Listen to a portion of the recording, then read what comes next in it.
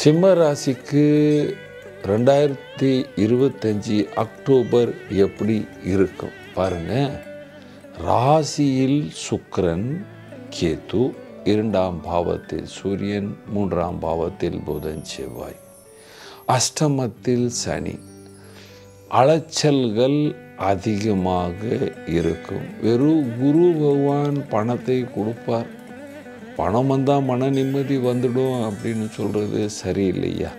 ஆனாலும் இந்த காலம் பணத்துடைய காலம்தான் என்று சொல்லும் பொழுது ஜோதிடர் என்ன செய்வார்? பணம் வருமா? கண்டிப்பாக பணம் வரும். அந்த மாதிரி வியாபாரிகளுக்கு பணம் வந்து சேரும், இம்போர்ட் எக்ஸ்போர்ட் பண்ணுறவனுக்கும் பணம் வந்து சேரும். ஆனால் அஷ்டம பாவத்தில் சனியும் இந்த மாதம் உங்கள் ராசியின் அதிபதி சூரியன் நீச்சம் அடைகிறார். அதனால் அலைச்சல்கள் ரொம்ப அதிகமாக இருக்கும். சூரியன் நீச்சம் அடையும் பொழுது தீபாவளி வரும் இல்லையா?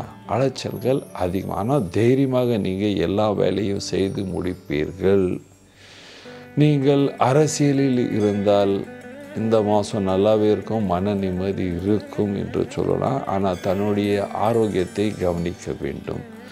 பதவி புதுசாக யாராவது சிம்ம ராசிக்காரருக்கு ஏதாவது பதவி வந்து விட்டால் இந்த ஒரு மாதம் கம்மியாக பேசி அந்த பதவியை அப்படியே தள்ள வேண்டும் என்று சொல்லுவேன். அல்லது அந்த பதவி விட்டு வெளியே நீங்க வேண்டிய நிலைமை இருக்கும். நீங்கள் கலைஞராக இருக்கிறீர்கள், பேர் புகழ் இருக்கும், பணம் வந்து சேரும், சந்தோஷமாக இருப்பீர்கள். ஆனால் அலைச்சல்கள் ரொம்ப ஊராக இருக்கும்.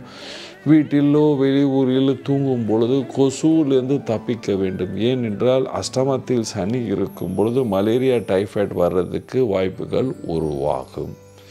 நீங்கள் வேலைக்கு செல்ற ஆண் பெண்களாக இருந்தால் இந்த காலம் நல்ல காலம் என்று சொல்லலாம். மன சந்தோஷம் இருக்கும்.